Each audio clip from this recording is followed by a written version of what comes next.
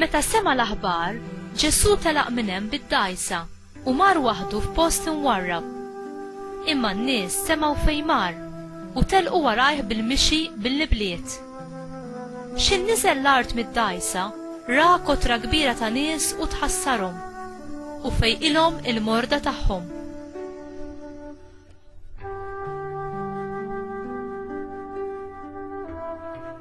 X'insar fil-għaxija, id-dixxipli tiegħu resqu lejh u qalulu: dan post imwarrab u l-ħin għamel sewwa, ibagħthom lin-nies ħajmorru fl-irħula jixtru xi jieklu. Imma Ġesu qalilhom: m'għandhomx għalfejn imorru, għatuhom intom xi jieklu. U huma qalulu: hawn m'għandniex ħlief 5 ħobżiet u 2 ħutiet. ġibuhom li hawn qalilhom. Imbagħad ordna lin-nies biex joqogħdu bil-qiegħda fuq il-ħaxix. Ħal 5 ħobżiet u 2 ħutiet, refa' għajnejh lejn is-sema, bierek, qasam il-ħobżiet u tom lid-dixxipli. U d-dixxipli newluhom lin-nies.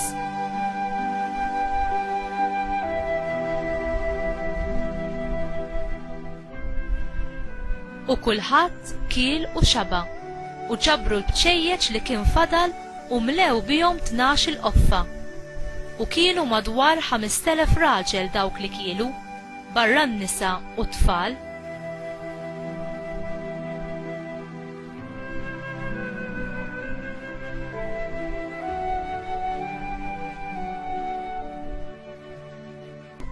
Il-kelma tal-mulej, tifħir lilek Kristu.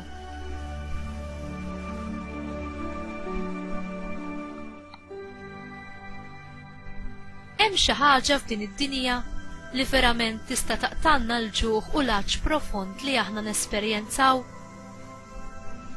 Folla kbira ta' nies inġabru biex jisimgħu lil Ġesu, bla dubju għax kellhom il-ġuħ għall-kelma tal-ħajja. Meta sar fil-għaxija, id-dixxipli ta' Ġesu rridu jibatuhom lura lejn djarhom għax huma ma kellhomx ir-riżorsi biex jitimgħuhom. Huma kkummentaw ukoll li kieku kellhom jonfqu l-flus biex jixtru x'jieklu lil dik il-folla kbira, kienu jridu jonfqu tal-anqas paga ta' 6 xhur. Ġesu, il-ħobż tal-ħajja, ħa il-ftit li kellhom, 5 ħobżiet u 2 ħutiet. U wara r-rat ħaj lil missieru tas-sema, qasmu lil kulħadd sakemm kielu u xebaw. Il-mulej dejjem hekk jimxi magħna. Ikun ridna nagħtuh il-ftit tagħna bil-fidi u l-fiduċja fih li hu kapaċi jimmultiplikah għal ġid tal-oħrajn.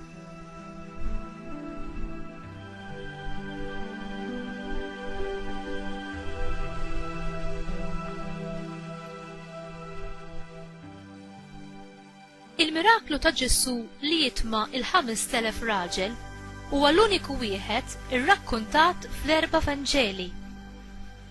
X'inhu s-sinifikat ta' dan il-miraklu? Dan il-miraklu fakkar lil poplu fil-providenza ta' Alla meta temaħħom fid-deżert, meta kienu taħt it-tmexxija ta' Mosè. Dawn meta qabadhom il-ġuħ, Alla batilhom il-manna x'jieklu. Dan l-ikel kien bitħejjija għal veru ħobż li jinżel mis-sema kuljum fuq l-artali tagħna li hu Ġesu innifsu. Hu l-uniku li jissodisfa il-ġuħ spiritwali tagħna u min jiekol minn dan ma jmut qatt imma jgħix b'Ġesu għall-eternità.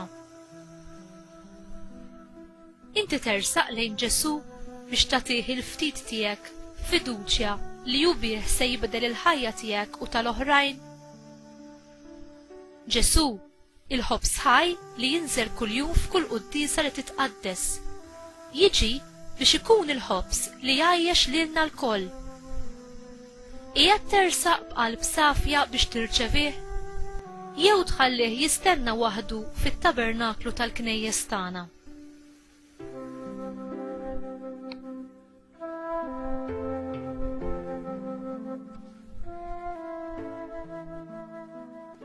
Mulej, inti tissodisfa x-xewqat l-aktar profondi tal-qlub tagħna billi titmana bik innifsek fl-Ewkaristija mqazza. Imlini bil-gratitudni u għatini qalb ġeneruża biex nagħmel ħin għalik biex nipprepara bil-qrar u niġi nintaqa' miegħek fil-quddiesa u tqarbina, anki dik ta' kuljum. Għamel li nkun ukoll ta' xhieda għal ta' madwari biex huma wkoll jiġu jduqu mill-benna li int biss taf tagħti, il-benna tiegħek innifsek. Amen.